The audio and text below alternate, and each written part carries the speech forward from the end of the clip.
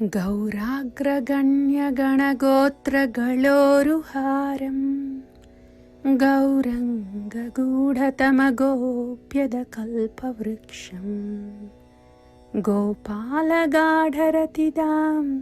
यतिसिंहगौर गोविन्ददेशिकवरं सततं नमामि. 4వ అధ్యాయం. నా పూజ్య ఆధ్యాత్మిక గురుదేవులు 1974 నుండి 1977. కుంభమేళ. గౌరగోవింద స్వామి గారు కుంభమేళ సందర్భంగా శ్రీల ప్రభుపాదులను దర్శించడానికి అలహాబాద్కు వెళ్ళారు. గౌరగోవింద స్వామి గారు ఇలా చెబుతున్నారు: నేను ప్రభుపాద గారిని భువనేశ్వర్కు రావాలని ఆహ్వానించాను. ఆయన అంగీకరించారు. ఆ జనవరిలో ప్రయాగ్లో ఒక అత్యంత విశేషమైన కుంభమేళ జరగబోతుంది. శ్రీల ప్రభుపాద గారు అన్నారు, నేను కుంభమేళకు వెళ్తున్నాను, నువ్వు వస్తావా? అక్కడి నుంచి మనం ఒడిస్సాకు వెళ్తాము. నేను వెంటనే అంగీకరించాను. ఆ సంవత్సరం చలి చాలా తీవ్రమైంది. నా దగ్గర డబ్బు లేదు. అక్కడ నాకు ఎవరూ పరిచయమూ లేరు, స్నేహితులు లేరు, ఆర్థిక సహాయం లేదు. నేను ఒంటరిగా వెళ్లాల్సి వచ్చింది. గురువాక్య శిరోధార్య. గురువు ఆజ్ఞను సంపూర్ణ విశ్వాసంతో తలపై ధరించాలి. ఆయన నన్ను ప్రోత్సహిస్తూ ఇలా అన్నారు: ఒక వైష్ణవుడు ఎప్పుడూ ఒంటరిగా ఉండడు. కృష్ణుడు ఎల్లప్పుడూ అతనితో ఉంటాడు. భయపడాల్సిన అవసరం లేదు. ఏం చేయాలో తెలుసుకునే బుద్ధిని కృష్ణుడే ఇస్తాడు. నేను అనుకున్నాను, ఆయన కృష్ణుని అత్యంత ప్రియభక్తుడు, అందుకే ఆయనకు అలాంటి దృష్టి ఉంది. కానీ నేను వైష్ణవుడిని కాదు. అయినప్పటికీ నా గురువు ఈ కోరికను వ్యక్తం చేశారు. నేను ఆయనకు సేవ చేయగలిగితే, ఆయన కృపని పొందగలిగితే ఒకరోజు నేను కృష్ణ భక్తుడిని అవుతాను. నాకు ఎలాంటి అర్హత లేదు. నేను ఆయన చెప్పిన దాన్ని మాత్రమే చేశాను. ప్రయాగ్లో నాకు ఉన్నది కేవలం 1000 రూపాయలు మాత్రమే, అవి కూడా భిక్షగా సేకరించినవి. నేను అక్కడికి చేరుకున్న వెంటనే ప్రభుపాద గారు భువనేశ్వర్ ప్రయాణానికి ఏర్పాటు చేయమని తన కార్యదర్శిని పిలిచారు. రామేశ్వర స్వామి ఆయన కార్యదర్శి. ముందుగా కలకత్తాకు వెళ్ళి అక్కడ నుండి ఒడిస్సాకు వెళ్ళాలని ప్రభుపాద గారు నిర్ణయించారు. అప్పుడు రామేశ్వర స్వామి నన్ను అడిగారు, టికెట్ బుక్ చేయడానికి కావలసిన డబ్బు నువ్వు తీసుకొచ్చావా? ఆ టికెట్ ప్రభుపాద గారికి, ఆయన కార్యదర్శికి, అలాగే ఆయనతో పాటే ఉండే భక్తుల బృందానికి అవసరం. ఒకరు డిక్టాఫోన్ పని కోసము, మరొకరు టైపింగ్ కోసము, ఇంకొకరు ఎడిటింగ్ కోసము. అరే బాబా, డబ్బు అవసరం అవుతుందని నాకు అస్సలు తెలియదు. నా దగ్గర ఉన్న 1000 రూపాయలని ఆయనకి ఇచ్చేశాను. లోకనాథ్ స్వామి గారు ఇలా అన్నారు: 1977 కుంభమేళ సమయంలో గౌరగోవింద మహారాజ్ భువనేశ్వర్ నుంచి అలహాబాద్కు వచ్చారు. శ్రీల ప్రభుపాద గారు కూడా అక్కడే ఉన్నారు. కానీ ఆయన ఆరోగ్యం బాగాలేదు. గౌరగోవింద మహారాజ్ మరియు గార్గముని కలిసి ప్రభుపాద గారిని భువనేశ్వర్కు రావాలని అభ్యర్థించారు. అక్కడ శంకరవాపి అనే పవిత్ర బావి ఉందని, ఆ నీరు అజీర్ణం మరియు ఇతర ఆరోగ్య సమస్యలను నయం చేస్తుందని ఆయనకు చెప్పారు. అలాగే కొత్త ఆలయానికి శంకుస్థాపన కార్యక్రమం కోసం ప్రభుపాద గారు భువనేశ్వర్కు రావాలని గౌరగోవింద మహారాజ్ కోరుకున్నారు. నేను మరో సంభాషణలో కూడా అక్కడే ఉన్నాను.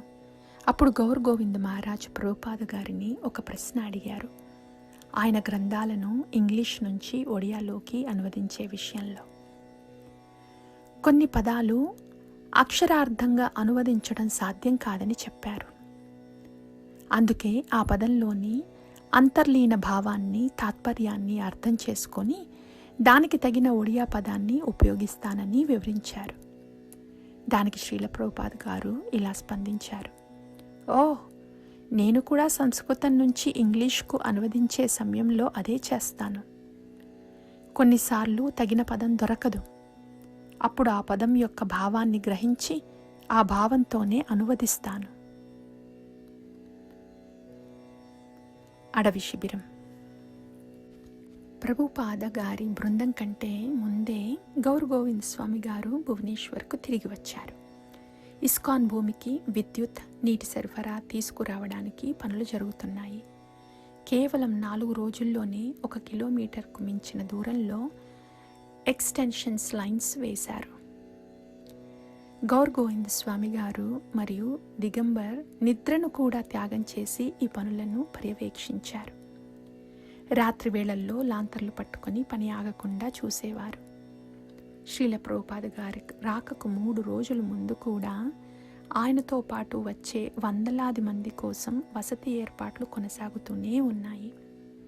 చివరి నిమిషంలో గుడారాలు, టార్పలిన్ షీట్లు, బ్యాంబూ కంబాలు, కెనోపీలు సమకూర్చారు. వాటిలో చాలా వరకు స్థానిక ప్రజలు విరాళంగా ఇచ్చినవే. దిగ్బత్ దాస్ ఇలా చెబుతున్నారు. శ్రీల ప్రభుపాద గారు రావడానికి ముందు రోజు అన్ని పనులు పూర్తయ్యాయి. అడవి ప్రాంతంలో ఒక్కసారిగా ఒక అద్భుతమైన శిబిరం ఏర్పడింది.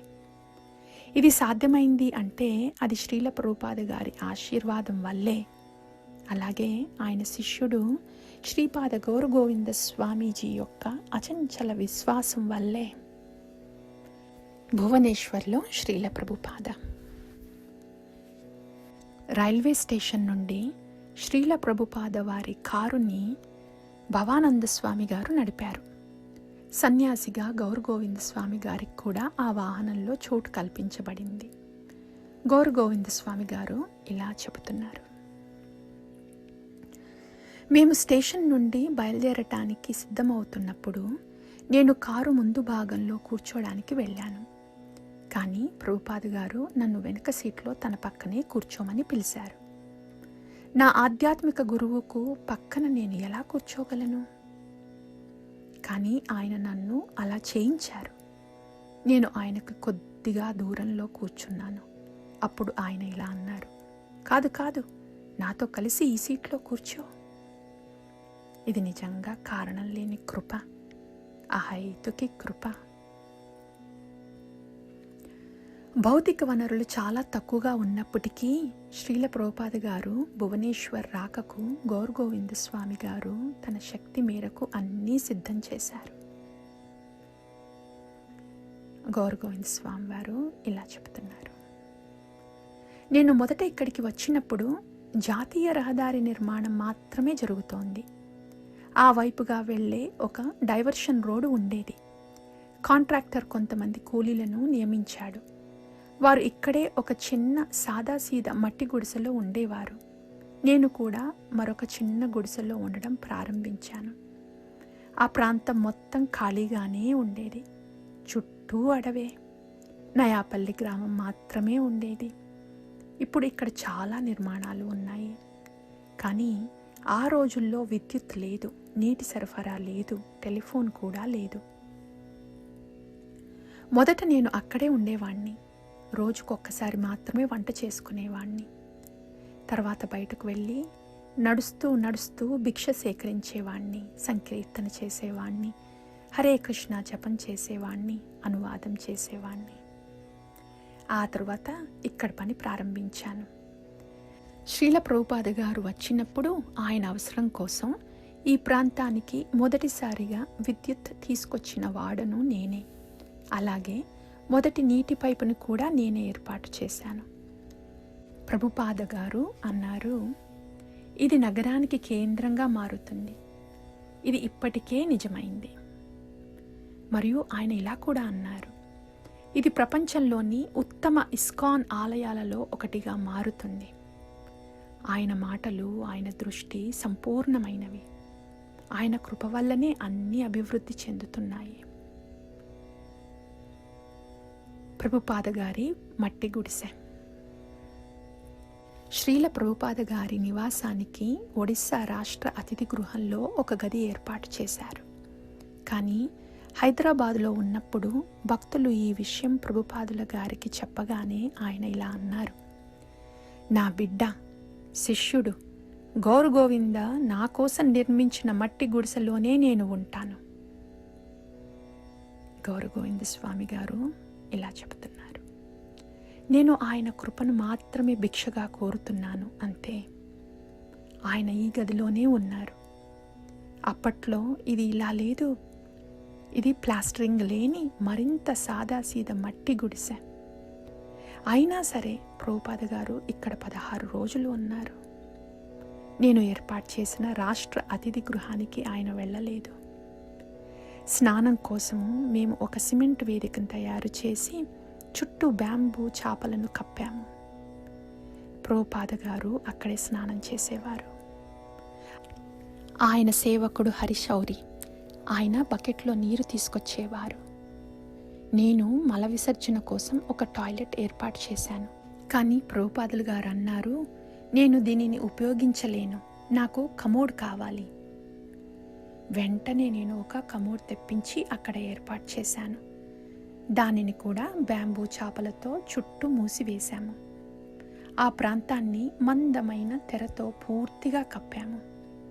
ప్రభుపాద గారు మరియు ఆయన సేవకుడు తప్ప ఇంకెవ్వరూ లోపలికి రాకుండా. అది జనవరి నెల శీతాకాలం. ప్రభుపాద గారు రావడంతో చాలామంది భక్తులు వచ్చారు. వారు అందరూ బయటే నేలపై పడుకునేవారు.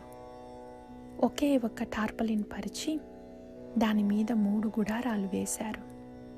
అందులో సన్యాసులు మరియు కొంతమంది సీనియర్ భక్తులు ఉండేవారు. ఈ ప్రదేశం మొత్తం కప్పబడింది. ప్రతిరోజు ప్రభుపాద గారు ఒక కుర్చీపై దిండు పెట్టుకుని ఇక్కడే కూర్చునేవారు. ప్రతిరోజు మేము ఆయనకు గురుపూజ సమర్పించేవారము. ఆయన భాగవతం తరగతులు ఇచ్చేవారు. రాత్రి ఉపన్యాసాలు చేసేవారు. జయపాతాక స్వామి గారు ఇలా చెప్తున్నారు. ఆ సమయంలో భువనేశ్వర్లోని మా ఇస్కాన్ భూమిలో అసలు ఏమీ లేదు. మేము గుడారాల్లోనే ఉండేవాళ్ళం. ఏదైనా నేలపై పడితే లేదా ఎవరో నేలపై కూర్చున్నా వారి వస్త్రాలకు వెంటనే తెల్లచీమలు పట్టేవి. అలాంటి పరిస్థితుల్లో కూడా గౌర్ గోవింద్ మహారాజ్ అనువాద పని చేస్తూ అపారమైన కష్టాలను స్వీకరించారు. సంవత్సరాల తర్వాత శ్రీల ప్రభుపాద గారు భువనేశ్వర్లో ఉన్నప్పుడు ఆయన పలుమార్లు గౌర్ గోవింద స్వామి గారిని తన గదికి పిలిచి వ్యక్తిగతమైన ఉపదేశాలు ఇచ్చినట్లు గౌర్ గోవింద స్వామి గారు అప్పుడప్పుడు చెప్పేవారు. ఆ సమావేశాలను ప్రస్తావించినప్పటికీ లోపల ఏం జరిగిందో ఆయన చాలా అరుదుగా మాత్రమే వివరించేవారు. 1989లో భువనేశ్వర్లో జరిగిన శ్రీల ప్రభుపాద గారి తిరోభావ ఉత్సవంలో ఇచ్చిన ఉపన్యాసంలో ఆయన కొన్ని మాటలు చెప్పారు. కొంతమంది భక్తులు భువనేశ్వర్లో కేంద్రం ప్రారంభించడానికి వ్యతిరేకించారు. ఆ భూమి స్థానం కారణంగా వారు ప్రభుపాద గారిని ఇలా అడిగారు, ఇక్కడ డబ్బు ఖర్చు ఎందుకు? పురిలో కేంద్రం ప్రారంభిస్తే బాగుంటుంది కదా. కానీ ప్రభుపాద గారు అంగీకరించలేదు. ఆయన తన కార్యదర్శితో సహా ప్రముఖ శిష్యులందరినీ గదికి బయటకు పంపించి నన్ను మాత్రమే లోపలికి పిలిచారు. సాధారణంగా ఆయన ప్రతి మాట కూడా టేప్ రికార్డర్లో రికార్డ్ అయ్యేది. కానీ ఈసారి యంత్రాన్ని ఆపివేశారు. ఆయన మెల్లని స్వరంతో నాతో ఇలా అన్నారు, గౌర్ గోవింద, ఇక్కడ కేంద్రం ప్రారంభించడానికి వారు వ్యతిరేకిస్తున్నారు. పురిలో కావాలని అంటున్నారు. కానీ నేను చెప్పాను, కాదు, నాకు ఇక్కడే కావాలి. ఇక్కడే ఒక కేంద్రం ప్రారంభించాలి. ఇది ప్రపంచంలోని ఉత్తమ ఇస్కాన్ ఆలయాలలో ఒకటిగా మారుతుంది. ఈ ప్రదేశమే నగర హృదయంగా మారుతుంది. ఆ తర్వాత ఆయన తన విదేశీ శిష్యులను సూచిస్తూ ఇలా అన్నారు, వాళ్లకు సమస్యలు ఉన్నాయి. వీళ్ళు వస్తూ పోతూ ఉంటారు. నీకు సహాయం చేస్తారు, కానీ ఇక్కడ నిలిచి ఉండలేరు. నువ్వే ఇక్కడ ఉండాలి. నువ్వే ఇది పూర్తి చేయాలి. ఈ ప్రాజెక్టు పూర్తయ్యేలా నువ్వే చూడాలి. సహకరించాలి, సహించాలి. ఈ బాధ్యతను ఆయన నా తలపై ఉంచారు. ఆలయంలో 3 వేదికలు ఉండాలని కూడా ఆయన చెప్పారు. మధ్యలో పిత్తలతో చేసిన కృష్ణ బలరాములు, ఒకవైపున పిత్తలతో చేసిన గౌరనీతాయి, మరొక వైపున జగన్నాథుడు, బలభద్రుడు, సుభద్రాదేవి. ఈ దేవతలన్నీ ఒడిస్సాలోనే తయారవ్వాలని ఆయన ఆదేశించారు. ఆ ఆలయానికి కృష్ణ బలరామ మందిరం అనే పేరు పెట్టాలని ఆయన కోరుకున్నారు. ఆ తరువాత ఆయన ఇంకొన్ని గోప్యమైన విషయాలు కూడా చెప్పారు. అవి నా హృదయంలో లిఖితమై ఉన్నాయి. అవే నా సంపద. రాధా గోవింద స్వామి గారు చెప్తున్నారు, 1986లో పాదయాత్ర తిరిగి వచ్చినప్పుడు నేను గౌర్ గోవింద్ మహారాజుతో కలిసి భువనేశ్వర్లో ఉన్నాను. ఆ సమయంలో మహారాజు గారు శ్రీల ప్రభుపాద గారు రాసిన ఒక లేఖను నాకు చూపించారు. ఆ లేఖలో ఇలా ఉంది: ఓ గౌర్ గోవింద, నువ్వు తప్పనిసరిగా భువనేశ్వర్లో ఒక ఆలయం నిర్మించాలి. కొంతమంది భక్తులు ఇక్కడ ఆలయం నిర్మించకూడదని అనుకుంటున్నారని కూడా ప్రభుపాద గారు ఆ లేఖలో రాశారు. అయినప్పటికీ నువ్వే ఆ పని చేయాలని ఆయన స్పష్టంగా చెప్పారు. భవిష్యత్తులో ఆ ఆలయం ఇక భువనేశ్వర్ నగర పరిసర ప్రాంతంగా పరిగణింపబడుతుంది, నగర హృదయంలోనే ఉన్నదిగా గుర్తించబడుతుందని కూడా ఆ లేఖలో పేర్కొన్నారు. జీవంత చైతన్యుడు, ద లివింగ్ చైతన్య. సచినందన్ దాస్ ఇలా చెప్తున్నారు, నాకు 65 సంవత్సరాల వయస్సు ఉన్న ఒక వృద్ధ స్నేహితుడు ఉన్నాడు. ఆయన టైమ్స్ ఆఫ్ ఇండియా పత్రికలో సీనియర్ జర్నలిస్ట్. ఆయన ఒడిస్సా సందర్శనకు వచ్చినప్పుడు రాష్ట్ర ప్రభుత్వ అధికార అతిథిగా ఆయనకి ఒక కారు, ఒక అధికారిని కేటాయించారు. ఆయన శ్రీల ప్రభుపాద గారిని కలవాలని నన్ను కోరారు. శ్రీల ప్రభుపాద గారు ఉంటున్న మట్టి గుడిసెకు నేను ఆయనను తీసుకుని వెళ్ళాను. అక్కడ ప్రభుపాద గారు, కొంతమంది శిష్యులు ఉన్నారు. మేము వారితో కలిసి కూర్చున్నాము. శ్రీల ప్రభుపాద గారు అమెరికాలో శ్రీమాన్ మహాప్రభు మిషన్ను ప్రచారం చేయడానికి మొదట ఏర్కొన్న అపారమైన కష్టాలను వివరించుతున్నారు. అక్కడి ప్రజలు అన్ని రకాల ఇంద్రియ సుఖాల్లోనే నమ్మకం పెడతారని ఆయన చెప్పారు. ఇంకా అధునాతమైన ఇంద్రియ భోగాలను అనుభవించగలిగితే అదే విజయానికి గుర్తుగా భావిస్తారని అన్నారు. అందుకే ప్రభుపాద గారు ఇలా అన్నారు, వారికి కృష్ణ చైతన్యాన్ని ఎలా అర్థమయ్యేలా చేయాలి అని నేను ఆలోచించాను. అప్పుడే ఆయన తన శిష్యుల్లో ఒకరిని శ్రీ చైతన్య చరితామృతం పుస్తకం తీసుకురావాలని చెప్పారు. అమెరికాలోని పరిస్థితులతో చైతన్య చరితామృతానికి కృష్ణ చైతన్య దృష్టితో ఏ సంబంధం ఉందో అని నేను లోపల ఆశ్చర్యపడ్డాను. ఆ భక్తుడు చైతన్య చరితామృతం తీసుకువచ్చి ఒక శ్లోకం మరియు దాని తాత్పర్యాన్ని చదివాడు. ఆ జర్నలిస్ట్ ముఖంలో విస్మయభరితమైన భావం నేను గమనించాను. అతను ప్రభుపాద గారిని ప్రశ్న అడగడానికి చేయి ఎత్తాడు. అప్పుడే ప్రభుపాద గారు అన్నారు, శృతిధర్, వెళ్ళి భగవద్గీత తీసుకొనిరా. నాకు ఒక నిర్దిష్ట శ్లోకం మరియు దాని తాత్పర్యం చదవమని ఆయన చెప్పారు. నేను చదివాను. ఆ తరువాత నా జర్నలిస్ట్ స్నేహితుడు వెళ్ళాలని నన్ను సంకేతం చేశాడు. మేము ప్రభుపాద గారికి నమస్కరించి బయటకు వచ్చాము. కారు వద్దకు చేరగానే ఆ జర్నలిస్ట్ ఒక్కసారిగా నన్ను గట్టిగా ఆలింగనం చేసుకున్నాడు. నా ఎముకలు విరిగిపోతాయేమో అనిపించింది. నేను అడిగాను, ఏమైంది? అతను అన్నాడు, శృతిధర్, నీ వల్ల నేను జీవిత చైతన్యుణ్ణి దర్శించగలిగాను. నేను అడిగాను, అదేంటి? అతను ఇలా చెప్పాడు, నాకు 25 ఏళ్ల వయస్సులో పోస్ట్ డాక్టరేట్ విద్యార్థిగా ఉన్నప్పుడు ఒక తీవ్రమైన ప్రశ్న నా మనస్సులో పుట్టింది. దానికి సమాధానం కోసం నేను ప్రపంచమంతా తిరిగాను. వాటికన్ పోప్ను, అనేక మంది బిషప్లను కలిశాను. మెక్కాలో 3 ప్రధాన మౌలానాలను కలిశాను. సత్యసాయి బాబా, చిన్మయానంద సరస్వతి, స్వామి శివానంద, అలాగే బెర్ట్రాండ్ రస్సెల్ వంటి తత్వవేత్తలను కూడా కలిశాను. అందరూ సమాధానాలు ఇచ్చారు, కానీ ఏ సమాధానం కూడా నన్ను తృప్తిపరచలేదు. పడమట దేశాల్లో ప్రభుపాద గారి ప్రచార విజయాల గురించి నేను విన్నాను. ఒకవేళ ఆయన్ను కలవగలిగితే ఈ ప్రశ్నను అడుగుతాను అని అనుకున్నాను. మేము ప్రభుపాద గారి దగ్గర కూర్చున్నప్పుడు ఆ అవకాశం కోసం ఓర్పుగా ఎదురు చూశాను.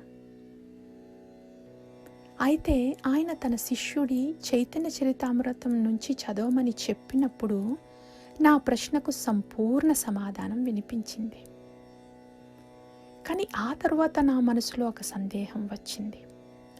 అప్పుడు ఆయన నిన్ను గీతాలోని ఒక శ్లోకం తాత్పర్యం చదవమని చెప్పారు. అది కూడా నా సందేహానికి సంపూర్ణ సమాధానమే.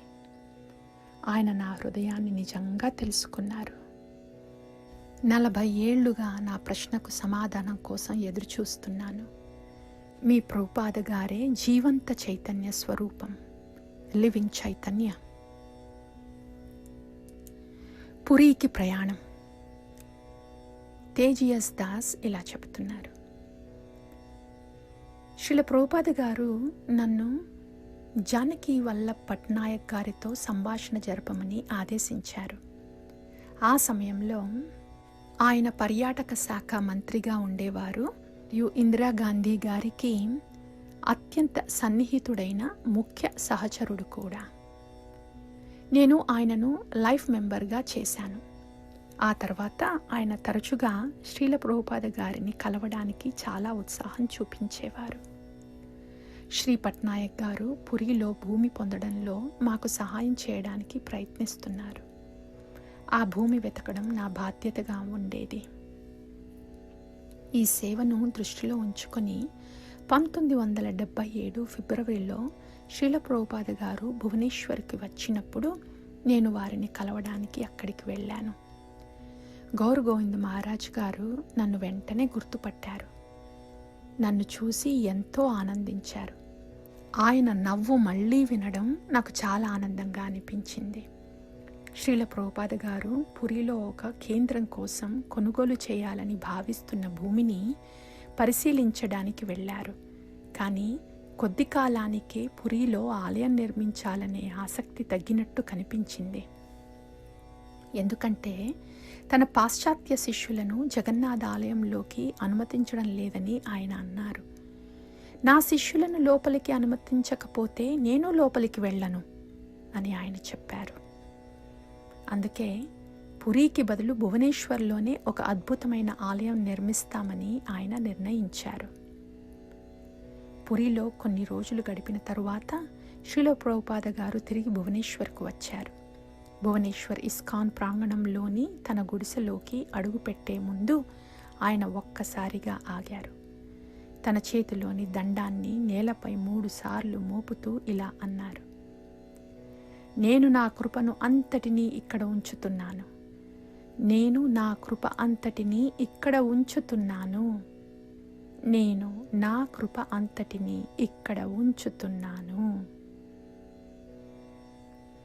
గౌర్ గోవింద స్వామి ఇలా అన్నారు. నా గురు మహారాజ్ నిత్యానంద ప్రభు అవతార దినం అనే శుభదినాన ఈ ఆలయాన్ని ప్రారంభించి శిలాఫలకాన్ని ప్రతిష్ఠించారు. ఆ రోజు కోసం ఆయన ఇక్కడ 16 రోజులు ఉండి ఎదురు చూశారు. అంతకు ముందు వెళ్ళలేదు. నిత్యానంద ప్రభు అవతార దినం మరుసటి రోజే ఆయన ఇక్కడి నుంచి వెళ్ళారు. శిలాఫలకాన్ని ప్రతిష్ఠించిన తరువాత తన కృప అంతటినీ ఇక్కడ చివరి హద్దు వరకు కుమ్మరించి ఆ తరువాత ఈ లోకాన్ని విడిచిపెట్టారు. ఇక్కడికి వచ్చే ఏ రాస్కల్ అయినా అతనికి కూడా ఆ కృప లభిస్తుంది.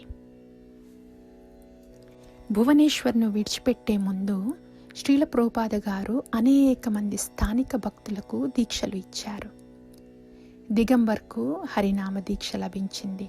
ఆయనకు దిక్పతి దాస్ అని పేరు పెట్టారు. తరువాత సాయంత్రం శ్రీల ప్రభుపాద గారు రైల్లో కలకత్తాకు బయలుదేరారు.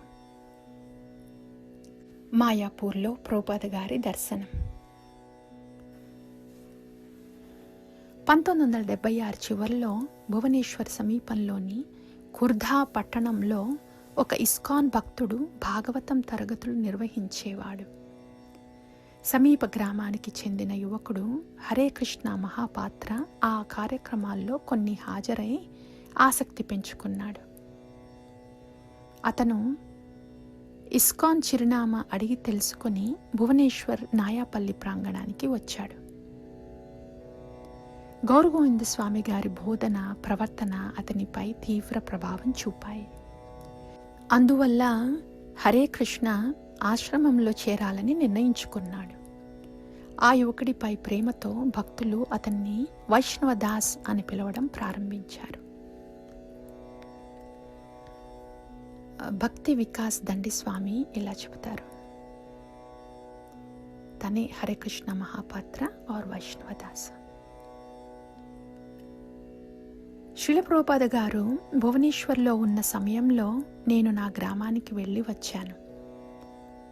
నేను తిరిగి వచ్చేసరికి ప్రభుపాద గారు అప్పటికే వెళ్ళిపోయారు.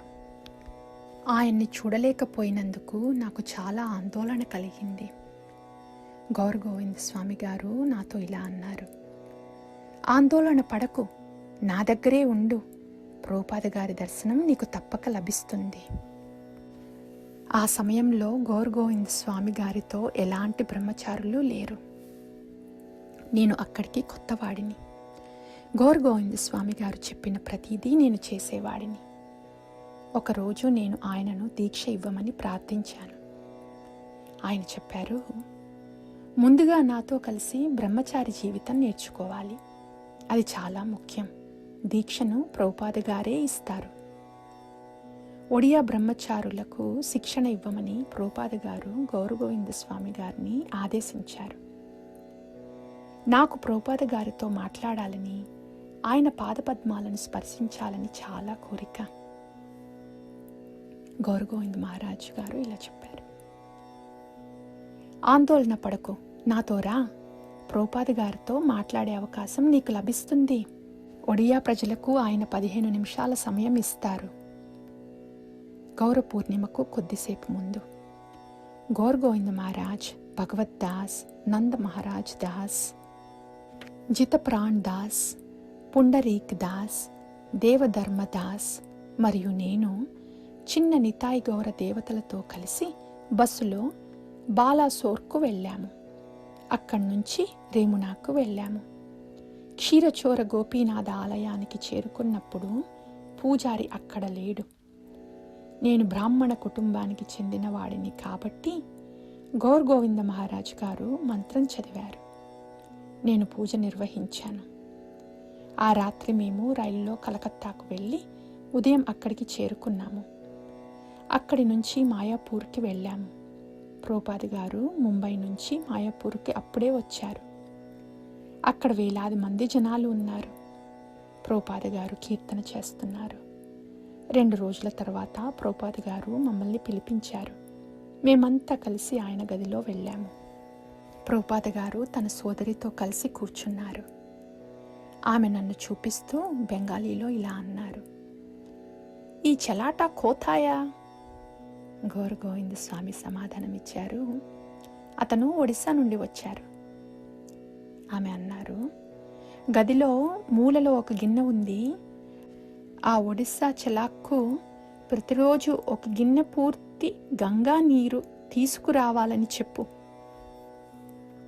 నేను గంగాను ఎప్పుడు చూడలేదు.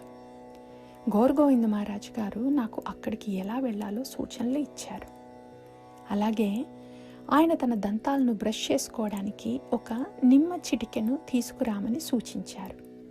అందువలన నేను నీరు మరియు నిమ్మ చిటిక కోసం గంగాకు వెళ్ళాను.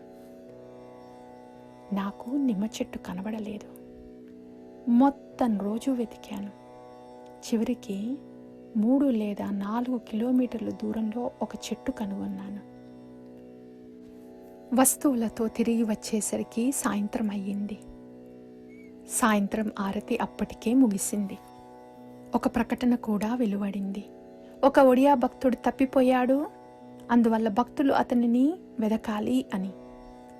ఆ విషయం తెలియకుండా నేను ఆశ్రమానికి తిరిగి వచ్చి గౌరగోవింద మహారాజ్కి నిమ్మ చిటికెను సమర్పించాను.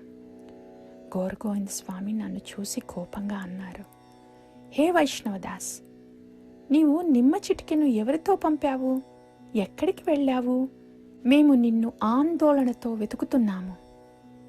నేను అతనికి సమాధానమిచ్చాను, కాదు మహారాజా, నేను నిమ్మ చిటికెను ఎవరితో పంపలేదు. మహారాజు కోపంగా, కాదు, నీవు దాన్ని ఎవరితో పంపావు? నాకు ఏమి అనుకోవాలో అర్థం కాలేదు. ఆ నిమ్మ చిటికెను ఎవరు తెచ్చారు? అది నేను కాదు. ఎవరికి తెలుసు? ఒకవేళ మహాప్రభు స్వయంగా గౌరగోవింద మహారాజ్కి నిమ్మ చిటికె అందించారేమో. తదుపరి రోజు మేము మళ్ళీ శ్రీల ప్రభుపాద గారి దర్శనం పొందాము. నేను ఆయన సోదరికి ఒక గిన్నె గంగా నీరు తెచ్చాను. ఆమె నాకు ఒక స్వీట్ ఇచ్చింది. ప్రతిరోజు ఆమెకి నీరు తీసుకెళ్లడం ప్రారంభించాను. ప్రతిరోజు ఆమె నాకు స్వీట్ ఇస్తూ ఉన్నారు. ప్రభుపాద గారి పాదాలను స్పర్శించినప్పుడు ఆయన సేవకుడు అది చేయకూడదని చెప్పాడు. ప్రభుపాద గారు మాకు భువనేశ్వర్ ఆలయం గురించి ఇలా చెప్పారు. భువనేశ్వర్లో ఆలయం నిర్మించడానికి నేను ఒక వాస్తు శిల్పిని పంపుతున్నాను. ప్రభుపాద గారు ఎంతో దయగలవారని నేను గుర్తించాను.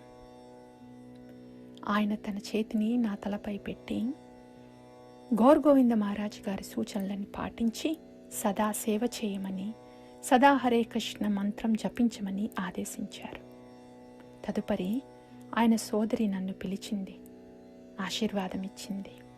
ప్రతిరోజు నా కోసం ఒక గిన్నె గంగా నీరు తీసుకురావాలి.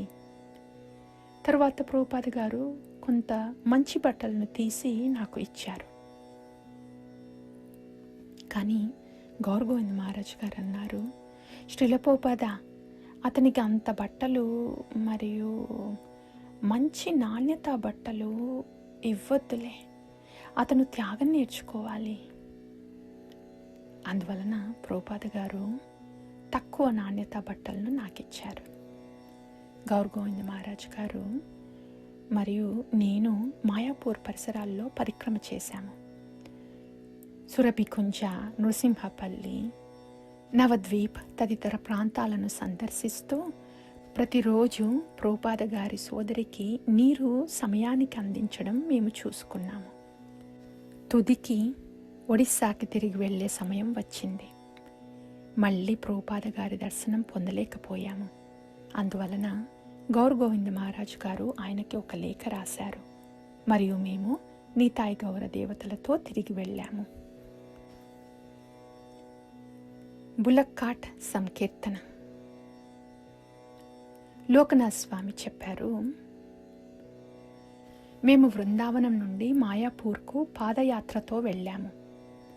శ్రీల ప్రభుపాద గారు మాకు జగన్నాథ్పురికి వెళ్ళమని చెప్పారు. మా ఎద్దులు ఉత్తర భారతదేశం హర్యానా నుండి వచ్చాయి. కార్ట్ ఒడిస్సా ద్వారా వెళ్ళేటప్పుడు ఒక ఎద్దు అనారోగ్యంతో చనిపోవడం జరిగింది. ఏదో విధంగా భక్తులు 3ను ప్రత్యామ్నాయంగా పొందారు మరియు భువనేశ్వర్కి చేరుకున్నారు. గౌరగోవింద మహారాజ్ గారు అభిప్రాయపడ్డారు, కార్ట్, ఎద్దులు, దేవతలను వదిలివేయండి, నేను ప్రోగ్రాంను కొనసాగిస్తాను. నేను దాని గురించి శ్రీల ప్రభుపాద గారికి లేఖ రాసి అడిగాను. 1977 జూలై 30న ప్రభుపాద గారు సమాధానమిచ్చారు. గౌరగోవింద మహారాజ్ బులక్కాట్ సంకీర్తనలో చేరడం నాకు కూడా చాలా ఆనందం. అతను మంచి బోధకుడు మరియు ఆదర్శవంతమైన వైష్ణవుడు. కాబట్టి అతను పార్టీలో చేరడం ద్వారా కార్యకలాపాలు మరింత పెరుగుతాయి. అందువలన మేము మొత్తం ఏర్పాటు వదిలాము. మా గౌరనీతాయి దేవతలు అక్కడే ఉండిపోయాయి. ఇంకా ఈరోజు కూడా అక్కడే ఉన్నాయి. ఈ దేవతలు మూలంగా తురియాదాస్కు చెందినవి. వారు వృందావనంలో ప్రధాన పూజారి. ఇవి అతని వ్యక్తిగత దేవతలు. మేము ఈ ప్రోగ్రాం కోసము ఆ దేవతలను ఉపయోగించుకోవడానికి అనుమతి ఇచ్చారు. దేవతలు భువనేశ్వర్కు చేరి అక్కడ నిలిచాయి. గౌర్ గోవింద మహారాజు గారు వ్యక్తిగతంగా మరొక భక్తుడి సహాయంతో ఆ దేవతలను చూసుకున్నారు. ప్రభుపాద గారి చివరి రోజులు 1977 అక్టోబర్ నెల ప్రారంభంలో శ్రీల ప్రభుపాద గారు తీవ్రమైన వ్యాధితో బాధపడుతూ బృందావన్కు వెళ్ళాలని నిర్ణయించుకున్నారు. తమ ఆధ్యాత్మిక గురువు ఈ లోకాన్ని త్వరలో విడిచిపోతారని విన్న భక్తులు ప్రపంచవ్యాప్తం నుంచి బృందావనంకు రావడం ప్రారంభించారు. అతను ప్రస్థానం చేయబోయిన శ్రీల ప్రభుపాద గారు తన సమాజ బోధనా మిషన్పై చాలా శ్రద్ధ చూపించారు. భువనేశ్వర్లో పరిస్థితులు ఏమవుతున్నాయో భక్తుల నుంచి అడిగినప్పుడు భక్తులు చెప్పింది ఇది. గౌర్ గోవింద మహారాజ్ ఇప్పటి వరకు శ్రీల ప్రభుపాద గారి 3 చిన్న పుస్తకాలను, అలాగే భగవద్గీత యొక్క 11 అధ్యాయాలను ఒడియాలో అనువదించారు. శ్రీల ప్రభుపాద గారి ఆదేశం ఇలా ఉంది: భువనేశ్వర్ భక్తులు ఆలయం నిర్మాణానికి ఏ విధమైన నిధి సేకరిస్తే బీటీ ఆ నిధిని సమానంగా ఇవ్వాలి. సంజట్ దాస్ ఆస్ట్రేలియా భక్తుడు. అతను 51 ఏళ్ల వయసులో తన కుటుంబాన్ని విడిచి ఇస్కాన్లో చేరాడు. అతను వాస్తుశిల్పి. సురభి స్వామితో పనిచేయడానికి భారత్కు వచ్చాడు. తుదికి భువనేశ్వర్లో గౌర్ గోవింద మహారాజ్ను ఆలయ నిర్మాణంలో సాయపడటానికి చేరాడు. అక్టోబర్ 2వ వారంలో సంజట్ దాస్ ఎన్సెఫలైటిస్తో తీవ్రంగా అనారోగ్యంతో బాధపడ్డాడు. అతని పరిస్థితి తీవ్రమైందని చూసి భక్తులు అతన్ని భువనేశ్వర్ క్యాపిటల్ హాస్పిటల్కు తీసుకువెళ్లారు. వైష్ణవదాస్ అతని పక్కనే ఉండి సహాయం చేయమని నియమించబడ్డాడు.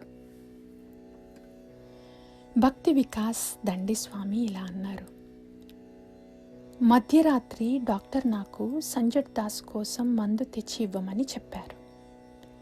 సుమారు 3 గంటలకు నేను క్యాపిటల్ హాస్పిటల్ను వదిలి చౌధరీ బాబు ఇంటి నుండి మందు తెచ్చాను. నిరాకరణ సమయంలో సంజట్ దాస్ మరణించిపోయాడు.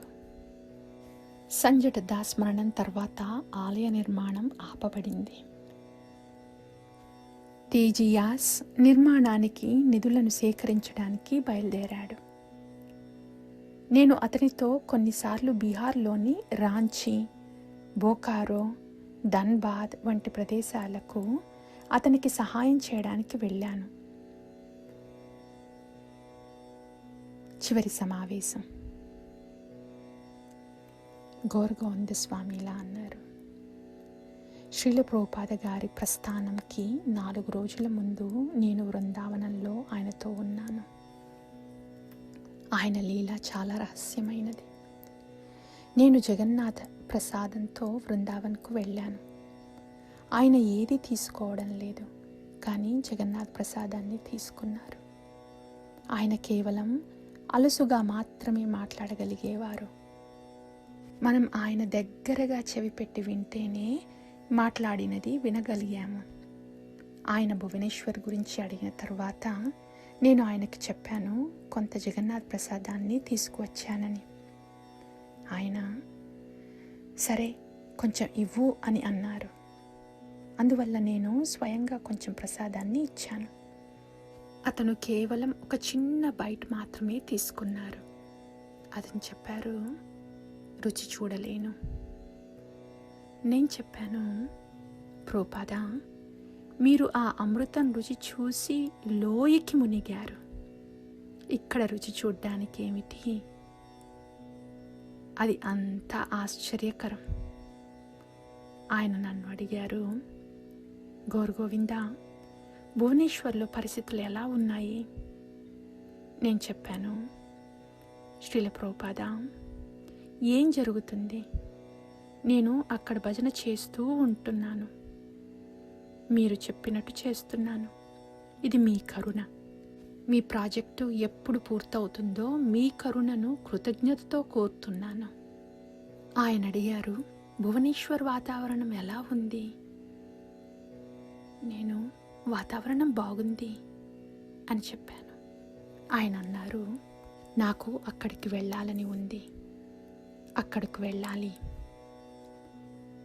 తన కనికరం కాబట్టి ప్రస్థానం 4 రోజుల ముందు ఆయన ఇక్కడకు రావాలని ఆలోచిస్తున్నారని అర్థమైంది. అక్కడున్న అందరూ, లేకపోతే భువనేశ్వర్ అక్కడేమీ లేదు, ప్రభుపాద ఆ పరిస్థితుల్లో వెళ్ళడం కాదు అన్నారు. భక్తి చారుస్వామి అన్నారు, భౌతిక లోకాన్ని విడిచిపోవడానికి శ్రీల ప్రభుపాద గారు సిద్ధంగా ఉన్నప్పుడు గౌరగోవింద మహారాజ్ ఆయనను చూడడానికి వెళ్ళారు. మహారాజ్ చాలా ప్రకాశవంతంగా మరియు పవిత్రంగా కనిపించారు. చాలా తపశ్శక్తితో ఆధ్యాత్మికంగా అభివృద్ధి చెందిన వ్యక్తి అనిపించారు. ప్రభుపాద గారు మహారాజుతో మాట్లాడిన విధానం ద్వారా మహారాజ్ ఆయనకు చాలా ప్రియుడు అని తెలుసుకోగలిగాను. మహారాజ్ బృందావన్ నుండి వెళ్ళబోయే సమయానికి ప్రభుపాద గారు అడిగారు, మహారాజ్ మధురా రైల్ స్టేషన్కి ఎలా వెళ్తున్నారు? నేను ఆ విషయం మహారాజుని అడిగాను. అప్పుడు వారు చెప్పారు, బస్సు తీసుకుంటాను అని. అదే విషయం నేను ప్రభుపాద గారికి చెప్పాను. తరువాత ఆయన అనుకూలంగా ఇలా అన్నారు, కాదు, ఎందుకు బస్సు? కారు ఏర్పాటు చేయండి. శ్రీల ప్రభుపాద గారు స్వయంగా మహారాజుని మధురాకి తీసుకువెళ్ళడానికి కారు ఏర్పాటు చేశారు. ఈ చిన్న సమావేశం ద్వారా శ్రీల ప్రభుపాద గారు మహారాజును ఎంతగా ప్రేమించారు అని అర్థమయ్యింది. అలాగే గౌరగోవింద మహారాజ్ ఎంత లీనమయ మరియు వినమ్రుడని కూడా చూడగలిగాను. 4వ అధ్యాయం సమాప్తం.